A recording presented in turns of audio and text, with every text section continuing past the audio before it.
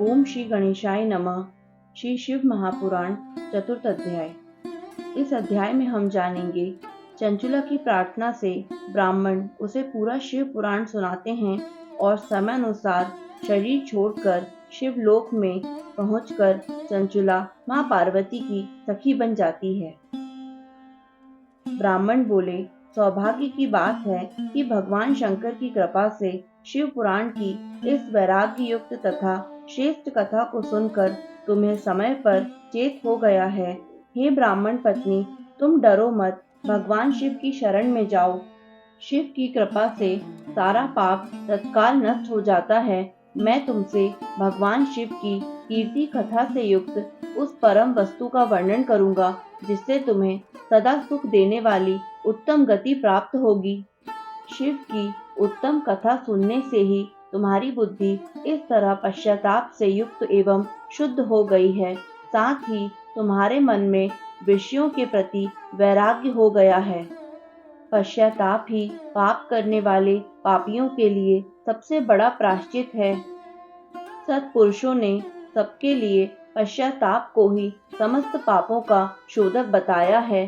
पश्चाताप से ही पापों की शुद्धि होती है। जो पश्चाताप करता है वही वास्तव में पापों का प्रायश्चित करता है, क्योंकि सत्पुरुषों ने समस्त पापों की शुद्धि के लिए जैसे प्रायश्चित का उपदेश दिया है, वह सब पश्चाताप से संपन्न हो जाता है।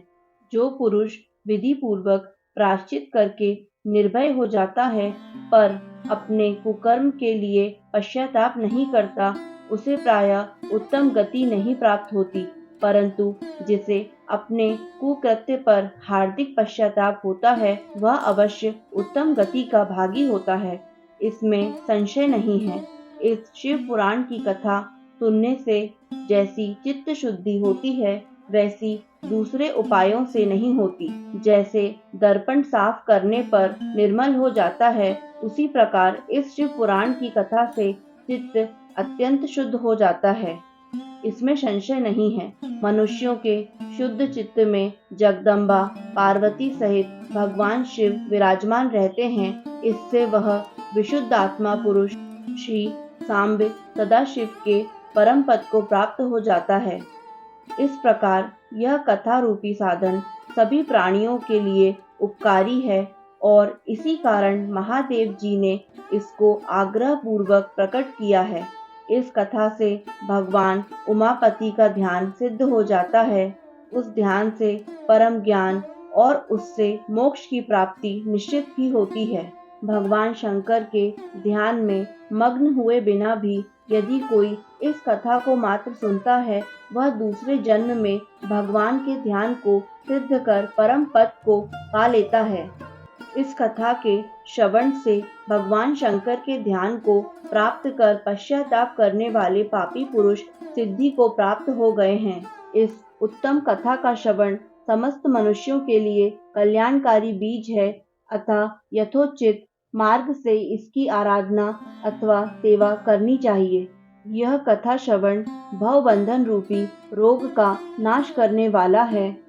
भगवान शिव की कथा को सुनकर फिर अपने हृदय में उसका मनन एवं निधिध्यासन करने से पूर्णतः चित्त शुद्धि हो जाती है। चित्त शुद्धि होने से महेश्वर की भक्ति अपने दोनों पुत्रों ज्ञान और वैराग्य के साथ निश्चय ही प्रकट होती है। तत्पश्चात महेश्वर के अनुग्रह से दिव्य मुक्ति प्राप्त होती है, इसमें संशय नहीं है। जो शिव भक्ति से वंचित है उसे पशु समझना चाहिए, क्योंकि उसका चित्त माया के बंधन में आसक्त है, वह निश्चय ही संसार बंधन से मुक्त नहीं हो पाता। हे ब्राह्मण पत्नी, इसलिए तुम विषयों से मन को हटा लो और भक्ति भाव से भगवान शंकर की इस परम पावन कथा को सुनो। परमात्मा शंकर की इस कथा को सुनने से तुम्हारे चित्त की शुद्धि होगी और उससे तुम्हें मोक्ष की प्राप्ति हो जाएगी। निर्मल चित्त से भगवान शिव के चरणाविंदों का चिंतन करने वाली की एक ही जन्म में मुक्ति हो जाती है, यह मैं तुमसे सत्य सत्य कहता हूँ।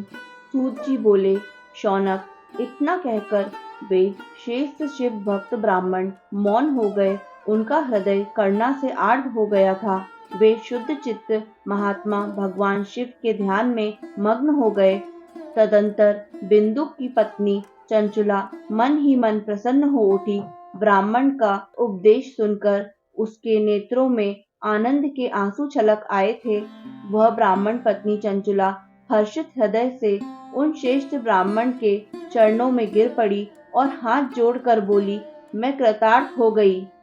तत्पश्चात उठकर वैराग्य युक्त तथा उत्तम बुद्धि वाली वह स्त्री, जो अपने पापों के कारण आतंकित थी, उन महान शिव भक्त ब्राह्मण से हाथ जोड़कर गदगद वाणी में कहने लगी।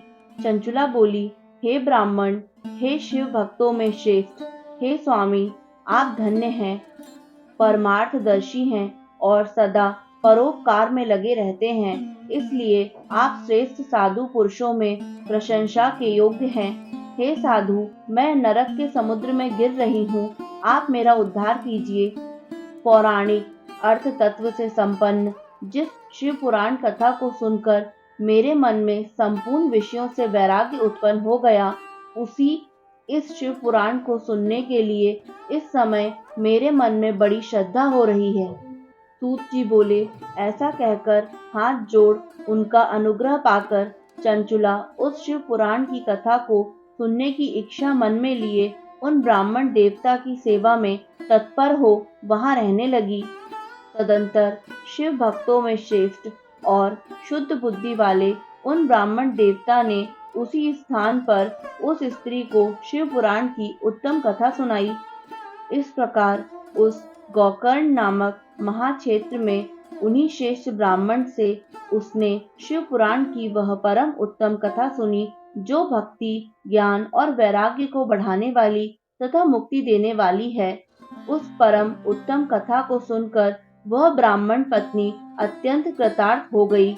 उन सद्गुरु की कृपा से उसका चित्त शीघ्र ही शुद्ध हो गया। भगवान शिव के अनुग्रह से उसके हृदय में शिव के सगुण रूप का चिंतन होने लगा। इस प्रकार सद्गुरु का आश्रय लेकर उसने भगवान शिव में लगी रहने वाली उत्तम बुद्धि पाकर शिव के सच्चिदानंदमय स्वरूप का बारंबार चिंतन आरंभ किया। वह प्रतिदिन तीर्थ के जल में स्नान करके जटा और वक्र धारण करने लगी तथा समूची देह में भस्म लगाकर रुद्राक्ष के आभूषण धारण करने लगी। वह भगवान शिव के नाम जाप में लगी रहती थी। संयमित वाणी और अल्पाहार करते हुए गुरु के बताए मार्ग से वह शिव जी को प्रसन्न करने लगी।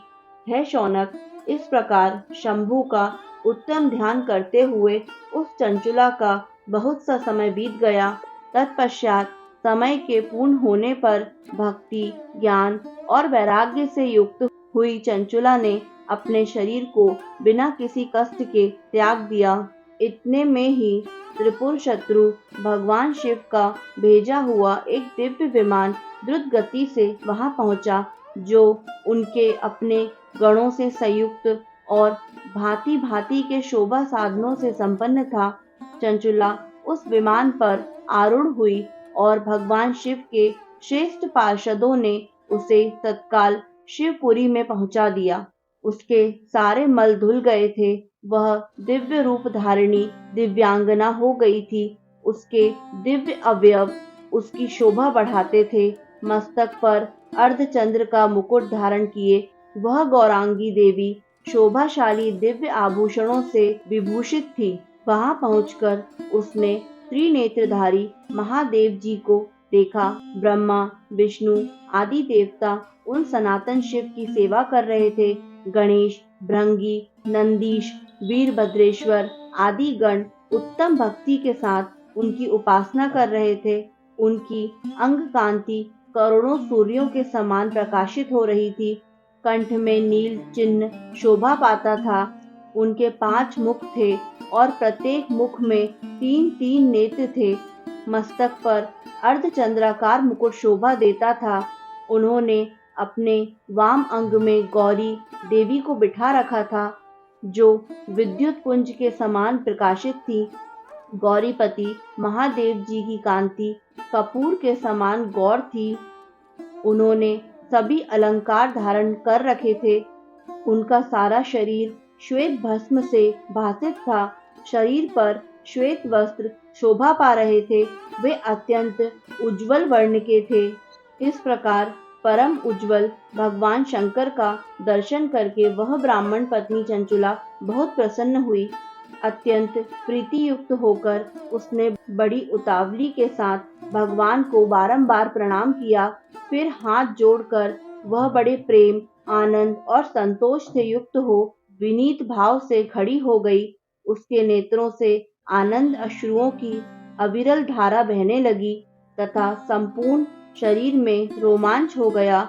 उस समय भगवती पार्वती और भगवान शंकर ने उसे बड़ी करुणा के साथ अपने पास बुलाया और सौम्य दृष्टि से उसकी ओर देखा। पार्वती जी ने तो दिव्य रूप धारणी बिंदुक प्रिया चंचुला को प्रेम पूर्वक अपनी सखी बना लिया। वह उस परमानंद घन ज्योति स्वरूप सनातन धाम में अविचल निवास पाकर दिव्य सौभाग्य से संपन्न हो अक्षय सुख का अनुभव करने लगी।